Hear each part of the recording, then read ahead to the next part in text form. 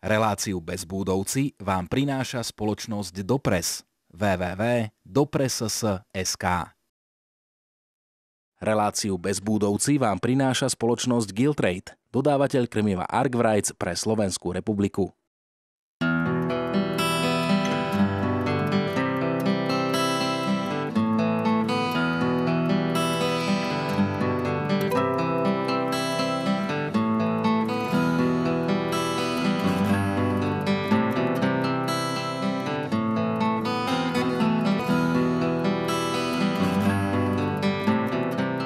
Jasné, že aj v máji vás vítam pri Bezbúdovcoch, jasné, že aj v máji sme v Trnavskom útulku a jasné, že aj v máji máme hostku, slečnu, ktorá ako prvá na Slovensku cestovala v krabici. To bola ale ešte trošku menšia, dnes je už väčšia a docestovala sem k nám do Trnavy Monika Hásová Bambulka. Ahoj.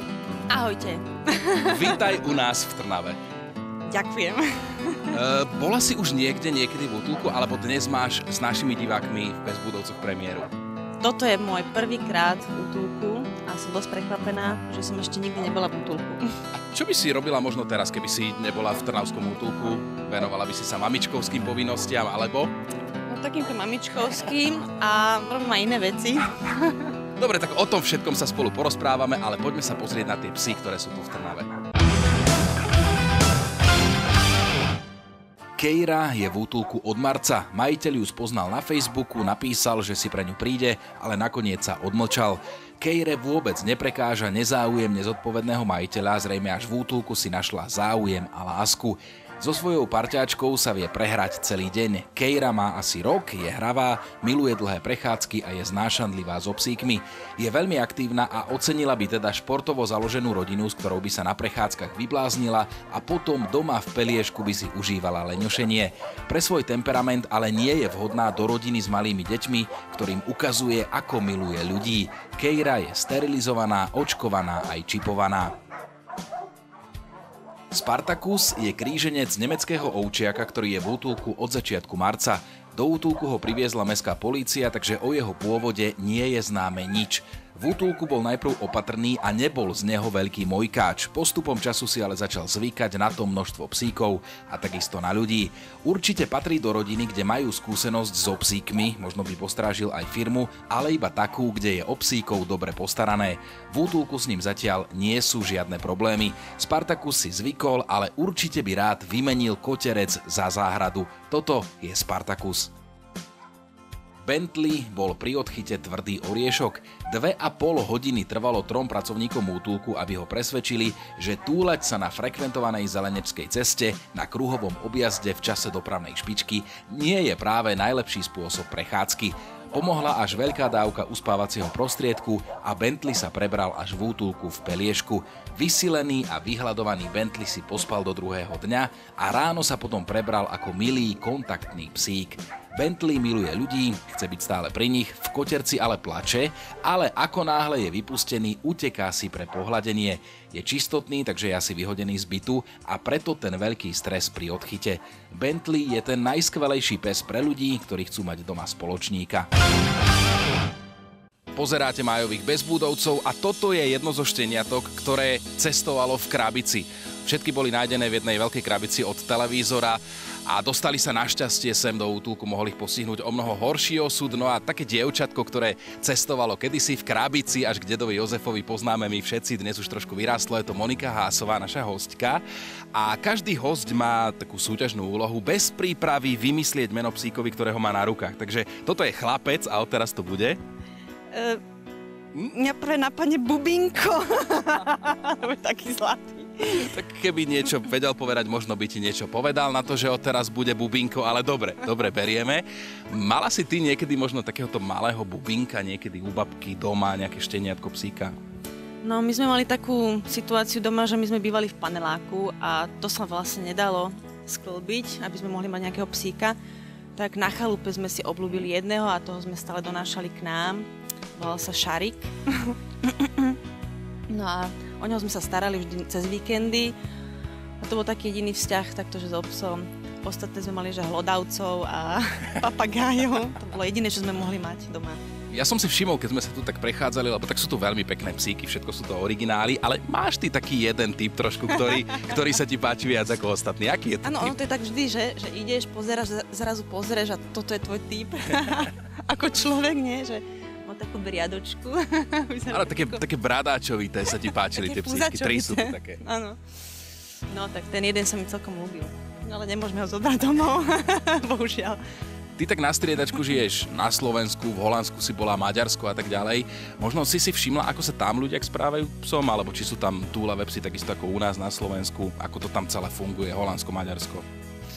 Fú, no, podľa mňa v Holandsku... Tam ani nevidela psa nikdy. Ešte v Holandsku majú kopec psov a mačky sú tam dosť také známe, že je to obľúbené, pretože ľudia sú tam individualisti a každý potrebuje také nejaké zvieratko pri sebe. Ale tam sa to rieši úplne tým spôsobom, že nemôže byť ani jedno to na zemi.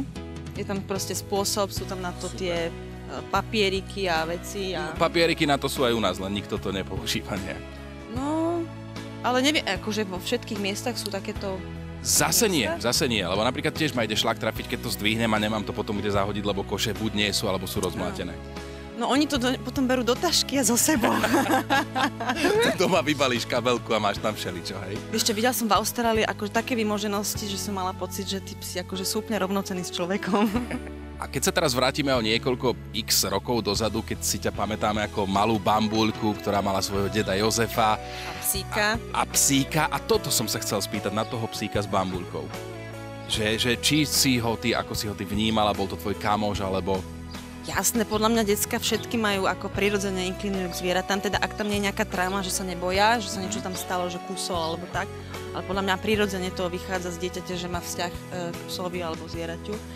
Tak samozrejme, tak aj ja som mala takýto vzťah, ja som ho milovala, to bol môj pes, každé ráno sme sa stretli, vyvenčila som ho, nakrmila, bol tam taký rituál a potom sme spolu hrali. A aj vieme, koho to bol pes? Pamätáš si na to? No, pes patril Pantikovi. Juliusovi Pantikovi. Dobre, a my sa pozrieme na ďalšie psy, ktoré sú tu v Trnavskom útulku a raz môžu byť vaše. Čiro alias Blacky je psík, ktorý má veľmi smutný osud. Majitelia sa ho vzdali, nechali ho u suseda, ktorý ho priniesol do útulku. Keď nebolo voľné miesto, tak to vyriešil po svojom a Číra vyhodil na Nemečanke. Tam ho odchytili a priviezli do útulku. Po pár mesiacoch si Číra opäť odvážali z útulku predošli majitelia, ktorí ho spoznali a nevedeli, že sused sa ho takto zbavil. To ale tiež nevydržalo dlho a Čiro sa znova vrátil do útulku. Dôvody nie sú podstatné, čo je podstatné pre Číra je to, že ho ľudia opäť sklamali. Pár mesiacov v útulku a na Číra sa usmialo šťastie v podobe novej majiteľky, tak si všetci vydýchli, konečne šťastný koniec. Trvalo to pár mesiacov a zrazu telefonát do útulku. Čiro žije sám na dvore, majiteľka sa odsťahovala, nechala ho synom a tí o neho nejavia záujem. A tak Čiro znova putoval do útulku. Nájde tento krásny psík konečne stály domov. Neznáša sliepky ani psov, je trochu utekáč, ale ľudí miluje, aj keď mu toľkokrát za život ublížili. Toto je Čiro. Toto je Farbička a jej smutný osud pokračuje aj v útulku.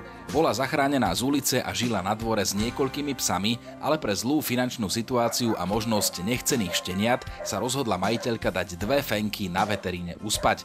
Ešte, že pani veterinárka bola práve z tých doktorov, ktorí sú verní prísahe, pomáhať psíkom a navrhla veľkolepé riešenie. Fenky vysterilizuje za náklady smrtiacej injekcie a pomôže s umiestnením. Jedna fenka si už domov našla, ale Farbička skončila v útulku. Je extrémne bojazlivá, nie je agresívna, ale v útulku má problém nie so psíkmi, ale s ľuďmi. Začala sa preto liečiť bachovou terapiou, ktorú jej poskytla majiteľka jednej fenky adoptovanej z útulku. Farby je teda nesmelá, ale lieči sa. Stále sledujete Májových bezbudovcov, s nami je dnes v Trnavskom útulku Monika Hásová, bambulka a minulý mesiac tu takto vedľa mňa stál Peter Sklár a ten sa vás pýtal tiež súťažnú otázku.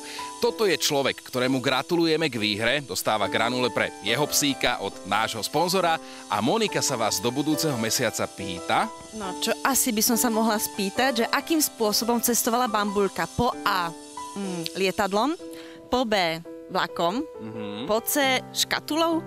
A týmto spôsobom sa bohužiaľ často dostanú aj psíky k nám do útulku. Napíšte nám súťaž @bezbudovci.sk. Pretože veľa ľudí si na leto cez prázdniny zadovažuje nové šteniatka. Bolo by vhodné si povedať o tom, ako naučiť šteniatka zostávať počas majiteľovej neprítomnosti doma. Treba si uvedomiť, že aj túto záležitosť treba šteniatko naučiť, pretože keď po prázdninách a po dovolenkách odchádzate do práce a deti do školy, môže sa vám stať, pokiaľ psík tento návyk nemá, že sa to prejaví nežiaducim spôsobom. Môže vám likvidovať interiér bytu a celkovo môže vlastne aj samotné to šteniatko psychicky trpieť. Najvhodnejšie je šteniatko začať pripravovať okolo tých 2 mesiacov, samozrejme, že postupne. A to takým štýlom, že využijeme to, že v podstate šteniatko len behá, papá, vyšpiní sa a spí. Neprikladáme nejaký dôležitý význam tomu, že prichádzame alebo odchádzame. Zo začiatku odchádzame na veľmi krátku dobu a využívame čas, kedy je šteniatko po hre a potom, čo sa napapalo, unavené a chce spať.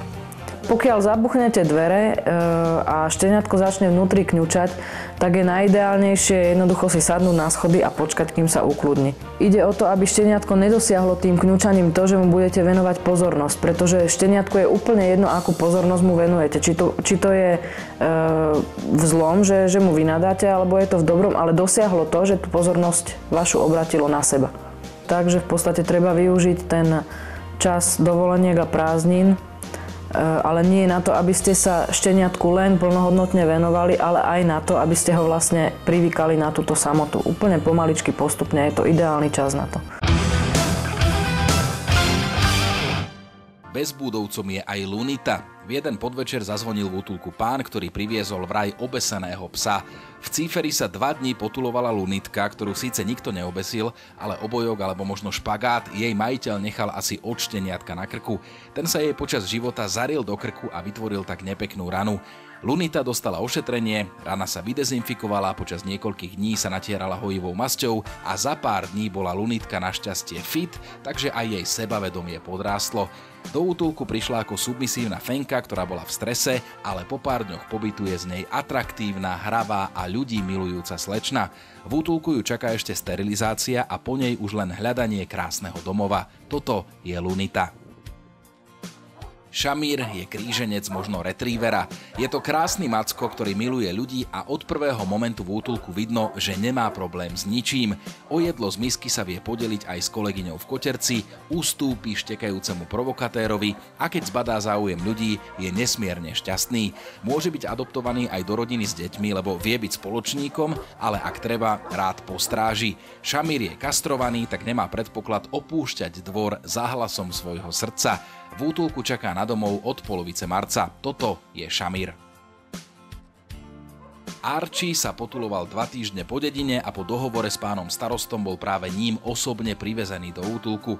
Pán starosta uhradil aj vstupný poplatok a tak Archie mohol konečne vymeniť ulicu za svoju búdu s teplými a hlavne suchými dekami.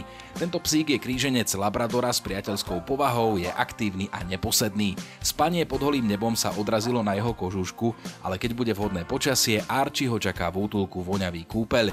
Zatiaľ absolvuje vakcinačné procedúry a potom už nič nebude brániť tomu, aby aj Archie opustil brány útulku a konečne našiel svoj nový pokojný domov.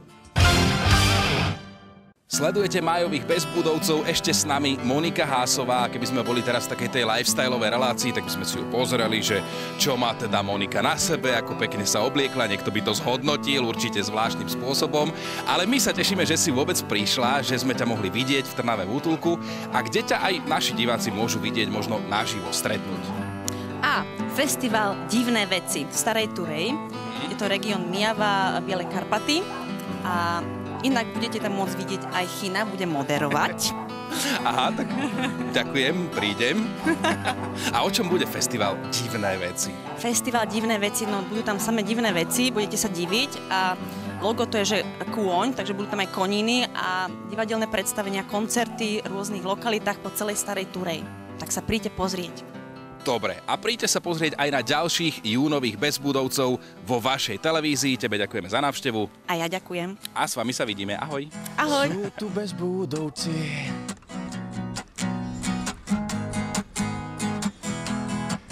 Som u Bezbúdovcov, je tu veľa krásnych psov, príďte si jedného vybrať a môže u vás doma štekať. Reláciu Bezbúdovci vám priniesla spoločnosť Giltrade, dodávateľ krmiva Arkwrights pre Slovenskú republiku. Reláciu Bezbúdovci vám priniesla spoločnosť Dopres www.dopress.sk.